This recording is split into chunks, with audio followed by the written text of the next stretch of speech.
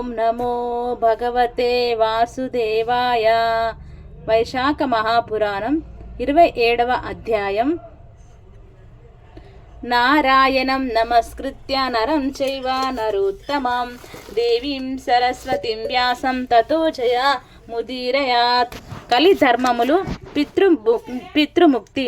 నారద మహర్షి అంబరీష మహారాజునకు వైశాఖ మహిమనిట్లు వివరించుచున్నాడు. శృతదేవుని మాటలు విన్న శృతకీర్తి మహాముని, ఈ వైశాఖ మాసమునుత్తమగు తిథిలేవి, దానములలో ఉత్తమ దానములేవి, వీనినెవరి లోకమున వ్యాపింపజేసిరి, దయ్యుంచి నాకు వివరముగా చెప్పగోరుదునమని అడిగెను. అప్పుడు శృతదేవుడు, శృతకీర్తి మహారాజా, సూర్యుడు మేషరాశి అందుండగా వైశాఖ మాసమున వచ్చు 30 దినములను ఉత్తములే. కాని ఏకాదశి నాడు చేసిన పుణ్యకార్యము కోట్ల కొలది రెట్టింపుల పుణ్యమునిచ్చును. అన్ని దానములందును పుణ్యప్రదమైనది దానములు చేయుట వలన ఫలితము. అన్ని తీర్థములయందును స్నానమాడుట వలన వచ్చు పుణ్యము. వీనన్నిటినీ వైశాఖ ఏకాదశి నాడు స్నానం చేయుట వలన పొందుచున్నాడు. ఆనాడు చేసిన స్నానము, దానము, తపము, హోమము, దేవతార్చన, సత్కార్యాలు, హరికథా శ్రావణము ఇవన్నీయును సద్యోముక్తి దాయకములు. సుమా, రోగము దరిద్రము వీనికి లోబడి స్నానాధికమును చేయలేనివాడు శ్రీహరి కథను వినిన సర్వపుణ్య కార్యములను చేసినంత ఫలమును నందును. పవిత్రమగు వైశాఖమందలి దినములను జలాశయమును దగ్గర నుండి శరీరం బాగున్నను స్నానాధికము చెయ్యక గడిపినవాడు గోహత్య, కృతజ్ఞత, తల్లిదండ్రులకు ద్రోహం చేయుట, తనకు తానే అపకారం చేసుకొనుట మున్నగు వానిని చేసినంత పాపమునందును. శరీరారోగ్యము సరిగా లేనిచో శ్రీహరిని మనసున తలపవలెను. వైశాఖ మాస కాలము సద్గుణాకారము, సర్వపుణ్య ఫలప్రదము. సజ్జనులను దయావంతులు ఇట్టి పవిత్ర కాలమున శ్రీహరిని సేవింపని వారెవరుందురు, ఎవరు ఉండరని భావము. దరిద్రులు, ధనవంతులు, కుంటివారు, గుడ్డివారు, నపుంసకులు, విధవలు, విరుదులు, భార్య లేనివారు, స్త్రీలు, పురుషులు, బాలులు, యువకులు, వృద్ధులు, రోగిష్టివారు వీరందరూను యథాశక్తిగా ఆచరించి తరింపదగిన పుణ్యకాలం వైశాఖ మాస కాలం. సర్వధర్మ కార్యఫల ప్రాప్తికిని మూలమైన వైశాఖ మాసమున ధర్మ కార్యములను, స్నానదానాదులను చేయువారును సర్వోత్తములు. ఇట్లు మిక్కిలి సులభములగు వైశాఖ మాస ధర్మముల ఆచరింపని వారు సులభముగా నరకలోకమును పాపాత్ములై చేరుదురు. సందేహము లేదు. పాలను తరచి సారభూతమగు వెన్నెను తీసినట్లుగా సర్వ పాపములను హరించి సర్వ పుణ్యములనిచ్చు తిథిని చెప్పుదుము. వినుము. మేషరాశి యందు సూర్యుడుండగా పాపముల నివారించుచు పితృదేవతలకు మిక్కిలి ప్రీతిని కలిగించు తిథిని చెప్పుదును. ఆ తిథి నాడు పితృదేవతలకు తర్పణాది శ్రాద్ధములను చేసిన గయలో 1,000,000 మార్లు పిండ ప్రదానం చేసిన పుణ్యఫలము కలుగును. ఈ విషయమున సవర్ణమును భూమిని పరిపాలించుచుండగా నరకలోకమును పితృదేవతలకు చెందిన కథ ఒకటి పెద్దలు చెప్పినది కలదు. వినుము. 30 కలియుగములు గడిచిన తరువాత సర్వధర్మ విహీనమగు ఆ నర్తదేశమున ధర్మవర్ణుడను బ్రాహ్మణుడు ఉండెను. 31వ కలియుగమున ప్రథమ పాదమున ప్రజలందరూను వర్ణధర్మములు విడిచి పాపకార్యములు ఎందాసక్తి ఉండిరి. ఇట్టి పాప పంకీలమగు దేశమున విడిచి ధర్మవర్ణుడు పుష్కర క్షేత్రమున మౌన వ్రతముతో మునులు సత్రయాగమును చేయుచుండగా చూడబోయిను. కొందరు మునులు కూర్చుని పుణ్యకథా ప్రసంగమును చేయుచుండగా ధర్మవర్ణుడచటికి చేరెను. అచటున్న మునులు కర్మల ఎందాసక్తి కలవారే యుగమును మెచ్చుచు నిట్లనిరి. కృతయుగమున సంవత్సర కాలమున నియమనిష్టలతో భక్తి శ్రద్ధలతో చేసిన వచ్చునంతటి పుణ్యం త్రేతాయుగమున 1 మాసం చేసిన వచ్చును. ద్వాపర యుగమున 1 పక్షం చేసినంతటి పుణ్యము వచ్చును. కానీ దానికి 10 రెట్లు పుణ్యము కలియుగమున శ్రీ మహావిష్ణువు స్మరించిన వచ్చును. కావున కలియుగమున చేసిన పుణ్యము కోటి గుణితము, దయాపుణ్యములు దాన ధర్మము లేని ఈ కలియుగమున శ్రీహరిని ఒక్కమారు స్మరించి దానమును చేసినచో కరువు కాలమున అన్నదానం చేసిన వాని వలె పుణ్యలోకమును పోవుదురు అనియో కొనుచుండ్రి. ఈ సమయమున నారదుడు అచ్చటకు వచ్చెను. అతడు ఆ మునుల మాటలను విని ఒక చేతితో శిష్ణమును మరొక చేతితో నాలుకను పట్టుకొని నవ్వుచూ నాట్యం చేయసాగిన. అచటనున్న మునులు ఇట్లేలా చేయుచున్నావని అడుగగా నారదుడు ఇట్లా నేను మీరిప్పుడు చెప్పిన మాటలకు బట్టి కలియుగం వచ్చినదని తెలిసి ఆనందమును పట్టలేక నాట్యమాడుచూ ఉన్నాను.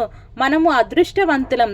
స్వల్ప ప్రయాసతో అధిక పుణ్యమునిచ్చు గొప్ప యుగము కలియుగం. ఈ కలియుగమున స్మరణం చేతనే సంతోషించి క్లేశములు నశింపజేయు వానిని సంతోషం ఆపుకొనలేకపోతిని. మీకొక విషయమును చెప్పుచున్నాను వినుము. శీష్ణమును నిగ్రహించుట కష్టము, అనగా సంభోగాభిలాషముని గ్రహించుకొనుట కష్టము. నాలుకను రుచి చూచుటను నిగ్రహించుట కష్టము, అనగా తిండిపై ధ్యాసను తగ్గించుకొనుట కష్టము. కలియుగమున భోగాభిలాష, తిండి ధ్యాస వీనిని నిగ్రహించుకొనుట మిక్కిలి కష్టం. కావున నేను శిష్ణానము నాలుకను పట్టుకొంటిని అని నారదుడు వివరించెను. మరియు నిట్లనను శిష్ణమును జివ్యమును నిగ్రహించుకొన్నచో పరమాత్మయగు శ్రీహరి దయ ఈ యుగమున సులభ సాధ్యము. కలియుగమున భారతదేశం వేద ధర్మాలను విడిచి ఆచార వ్యవహారాల శూన్యమైనది. కావున మీరే దేశమునకు విడిచి ఎటునకైనా వెళ్ళుడు.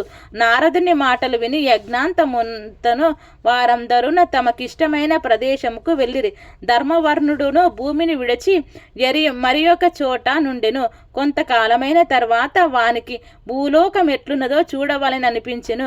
తేజశాలియు వ్రత మహిమాన్వితుడు అగు నతడు దండక మండలమును జటావల్కలములను ధరించి కలియుగ విచిత్రములు చూడదలచి భూలోకముకు వచ్చెను. భూలోకమున జనులు వేద బాహ్యమైన ప్రవర్తన కలిగి పాపములు ఆచరించుచు దుష్టులై ఉండిరి. బ్రాహ్మణులు వేద ధర్మాలను విడిచిరి. శూద్రులు సన్యాసులైరి. భార్యాభర్తను, శిష్యుడు గురువును, సేవకుడు యజమానిని, పుత్రుడు తండ్రిని ద్వేషించుచుండిరి. బ్రాహ్మణులందరూను శూద్రుల వలె ఐరి. దేనువులు మేకలైనవి, వేదములు కథాప్రాయములైనవి, శుభక్రియలు సామాన్య క్రియలైనవి, భూత ప్రేత పిశాచాదులనే పూజించుచుండరి. అందరూను సంభోగాభిలాష కలిగి అందులకే జీవితమును కూడా విడుచు వారై ఉండిరి. తప్పుడు సాక్ష్యములను చెప్పువారు మోసగించు స్వభావం కలవారగుదురు ఉండిరి. మనస్సు నందొకటి, మాటయందు మరియొకటి, పనియందు ఇంకొకటి అగురీతిలో నుండిరి. విద్యాభ్యాసము పారమార్థక ముపాక హేతు ప్రమాణముగా భావింపబడెను. అట్టి విద్యా రాజ పూజితమై ఉండెను. సంగీతం మున్నగు వాన్ని రాజులు ప్రజలు ఆదరించుచుండిరి. అదములు గుణహీనులు పూజ్యులైరి. ఉత్తములెవరూనూ గౌరవింపుచటలేదు. ఆచారవంతులకు బ్రాహ్మణులు దరిద్రులై ఉండిరి. విష్ణు భక్తి జనులతో కనిపించుటలేదు. పుణ్యక్షేత్రములు వేదధర్మ విహీనములై ఉండిని. శూద్రులు ధర్మ ప్రవక్తలు జటాధరులు సన్యాసులైరి. మానవులు అల్పాయుష్కులై ఉండిరి. మరియు జనులు దుష్టులు దయాహీనులై ఉండిరి. అందరూను ధర్మమును చెప్పువారే, అందరూ దానమును స్వీకరించువారే. సూర్యగ్రహణాది సమయమున ఉత్సవముగా తలచివారే. ఇతరులను నిందించుచు అసూయపడుచు అందరూను తమ పూజనమునే కోరుచుండిరి. అభివృద్ధిలోనున్న వారిని చూసి అసూయపడుచుండిరి. సోదరుడు సోదరి తండ్రి కుమార్తెను తక్కువ జాతి వారిని కోరుకొచుండిరి పొందుచుండిరి. అందరూను వేషాసక్తులై ఉండిరి. సజ్జనులు అవమానించుచుండిరి. పాపాత్ములను గౌరవించుచుండిరి. మంచివారిలోనున్న కొద్దిపాటి దోషములు పెద్దదిగా ప్రచారం చేయుచుండిరి. పాపాత్ముల దోషములు గుణములను చెప్పుచుండిరి. దోషమునే గుణముగా జనులు స్వీకరించిరి. జలగస్తముపై వ్రాలి పాలను త్రాగదు. క్రక్తమునే త్రాగును. అట్లే దుష్టులు గుణములను కాక దోషములనే స్వీకరింతురు. ఓషధులు సారహీనములాయెను, ఋతువులు వరుసలు తప్పెను. అనగా ధర్మములన్నీ విడిచినవి, అంతటా కరువు ఉండెను. కన్యలు గర్భవతులగుచుండిరి, స్త్రీలు తగిన వయస్సున ప్రసవించుట లేదు.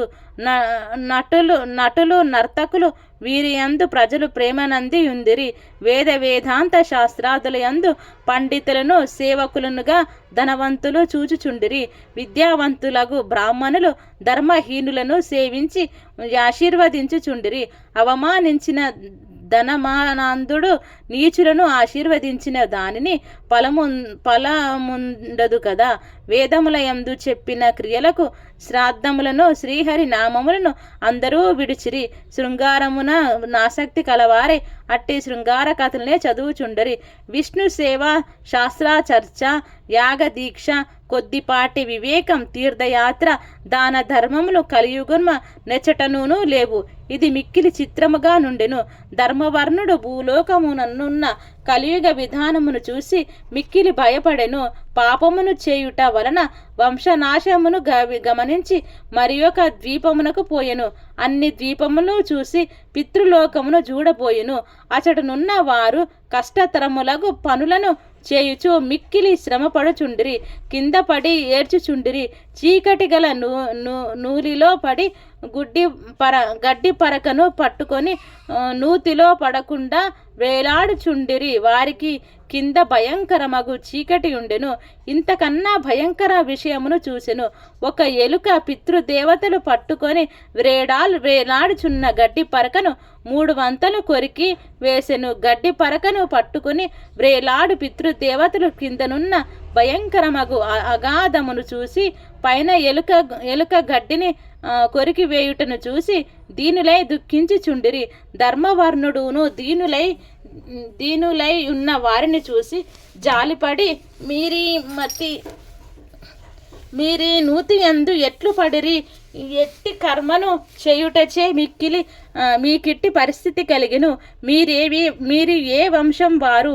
మీకు విముక్తి కలుగు మార్గమేమైనా ఉన్నదా?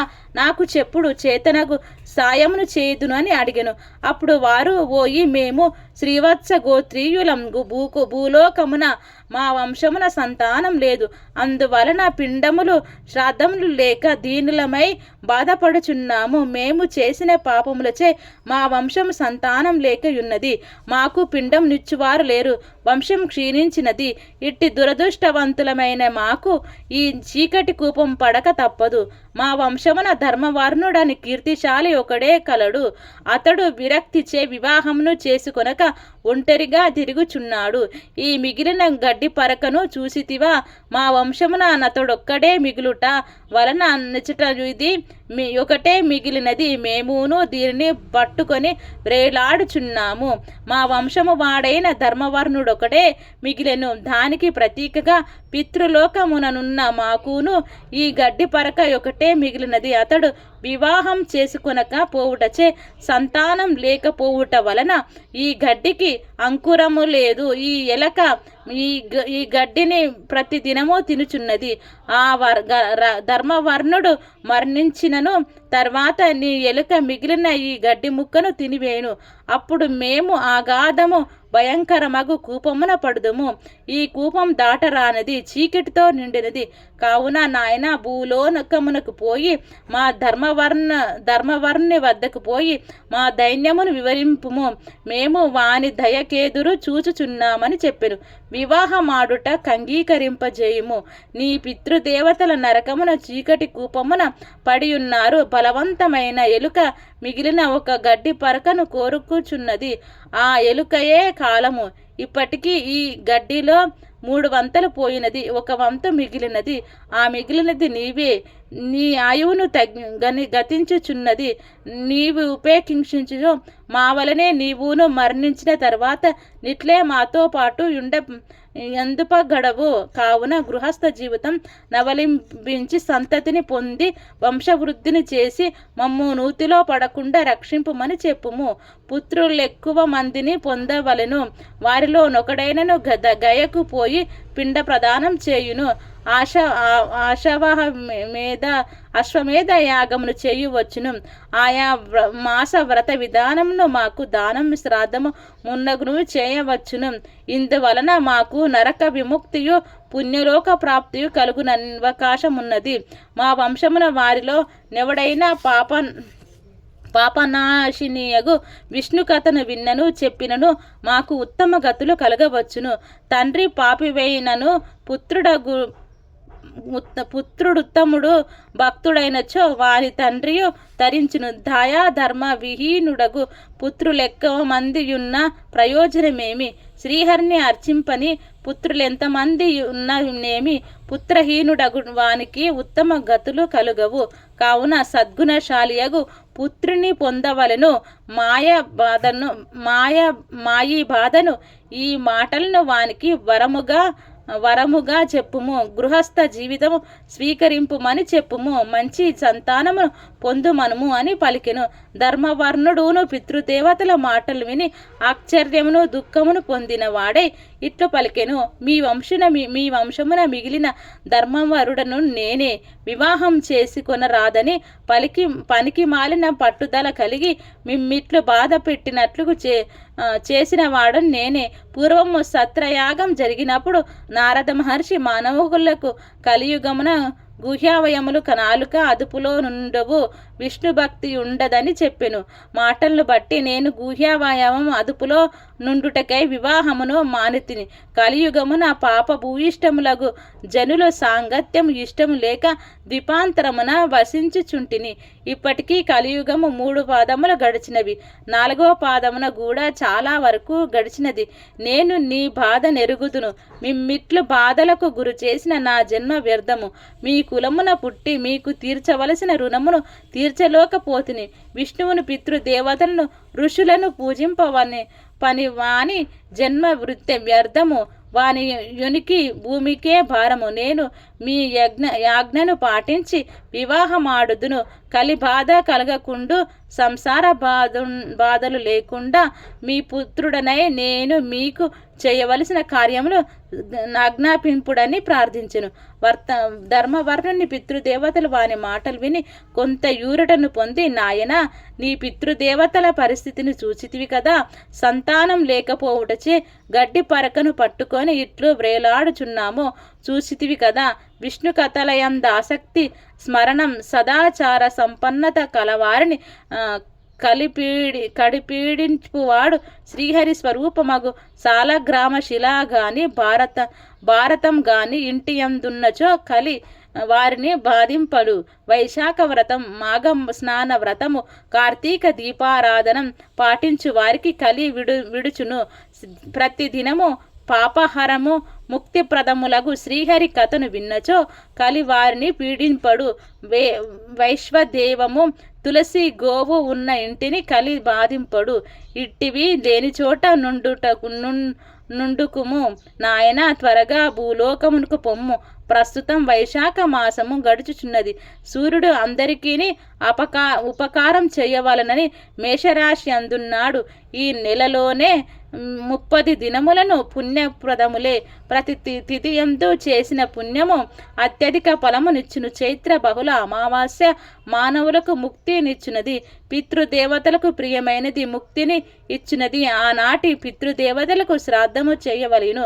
జలపూర్ణమునకు కలశమునిచ్చి పిండ ప్రదానము చేసినచో గయాక్షేత్రమున చేసిన దానికి 1,000 రెట్లు ఫలితం నిచ్చును.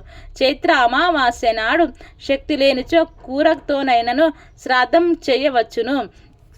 ఆనాడు సుగంధ పానకం గల కలశమును దానమీయని వాడు పితృహత్య చేసిన వాడు. ఆనాడు చల్లటి పానీయాలు నిచ్చి శ్రాద్ధము చేసినచో పితృదేవతలకు అమృత వర్షం కురియును. ఆనాడు కలశదానం అన్నాదులతో శ్రాద్ధం ప్రశస్తం. కావున నీవు త్వరగా వెళ్ళి ఉదకుంభ దానమును శ్రాద్ధమును పిండ ప్రదానం చేయుము. వివాహమాడి ఉత్తమ సంతానము నంది పురుషార్థము నంది అందరూను సంతోషపెట్టి మునివై నీవు కోరినట్లు దీప సంచారం చేయుము అని వారు చెప్పిరి. ధర్మవర్ణుడు త్వరగా భూలోకమును చేరును. చైత్ర బహుళ అమావాస్య నాడు కాల స్నాన దేవతలు చెప్పినట్లు జలకలశ దానం శ్రాద్ధము మున్నగు వాణి చేసెను. వివాహం చేసుకుని ఉత్తమ సంతానము నందెను. చైత్ర బహుళ అమావాస్య ప్రశస్తిని వ్యాపింపజేసెను. తుదకు తపమాచరించుటకై గంధమాదన పర్వతమునకు పోయెను అని శృతదేవుడు శృతకీర్తికి వివరించెను. ఈ విషయమును నారదుడు అంబరీషునకు చెప్పెను. వైశాఖ పురాణం 27వ అధ్యాయం సంపూర్ణం.